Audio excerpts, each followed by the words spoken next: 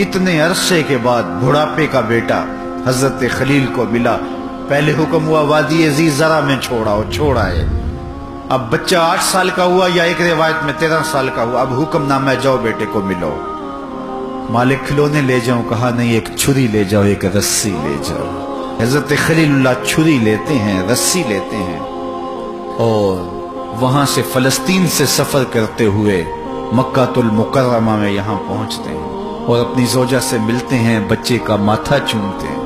हजरत खलीलुल्लाह अपने बेटे को साथ लेकर मिना की वादी की तरफ चलने लगे। अब वादी मना में बाप और बेटा पहुंचते हैं। काला या बुनैया, कहा ए मेरे बेटे, मैं तुझे ज़बह करने का ख्वाब देखा है।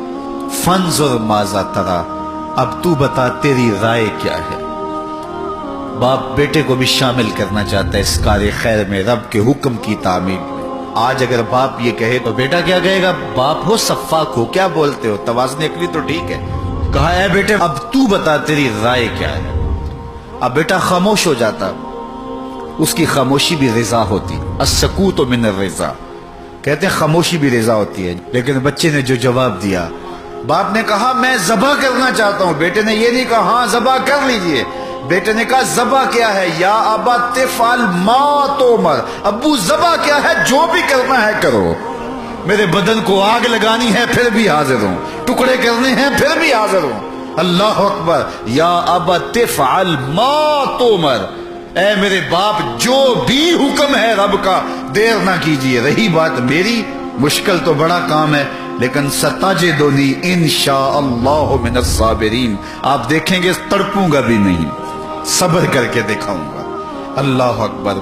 बाप और बेटे ने मना की वादी में ये बात तय कर दी। दोनों जब राजी हो गए, किस बात पे राजी हो गए? बाप बेटा बैठे थे दफ्तर में, ये फलां कोठी खरीद लें, इस पे राजी हो गए।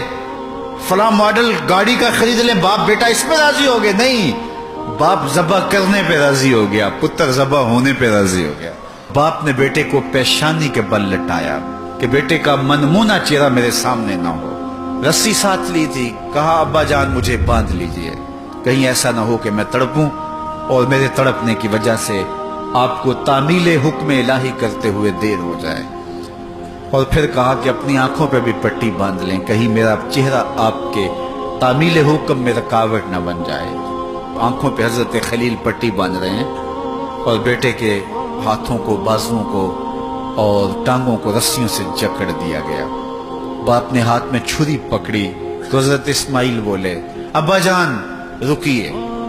क्या हुआ? कहा मेरी रस्सियां खोल दें। बेटा क्यों? कहा कल का मुअर्रिख ये ना लिखे बाप ज़बह करना चाहता था, बेटा होना नहीं चाहता था। बाप ने बांध के किया, खोल दे रस्सियां, नहीं तड़पूंगा। अल्लाह अकबर। रस्सियां खोल दी गईं।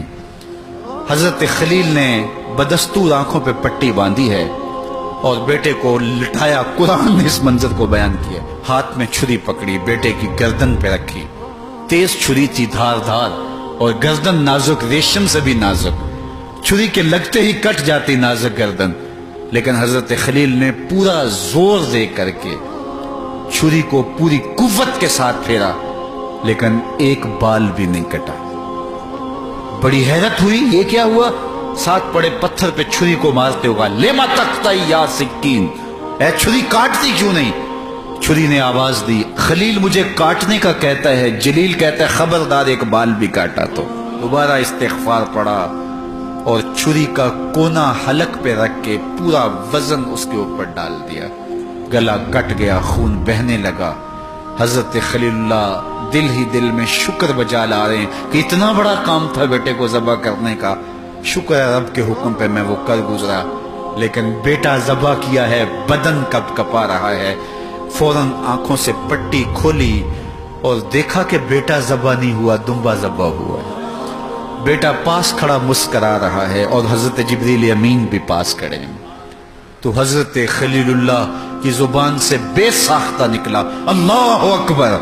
तो हजरत इस्माइल ने कहा ला इलाहा इल्लल्लाह वल्लाहु अकबर। तो जिब्रील मुस्करा के बोले अल्लाह अकबर वलिल्लाहिल हम्द। कहा इब्राहिम कयामत तक तुम्हारी कुर्बानी भी बाकी रखेंगे, जुबानों से निकले जुमले भी बाकी रखेंगे।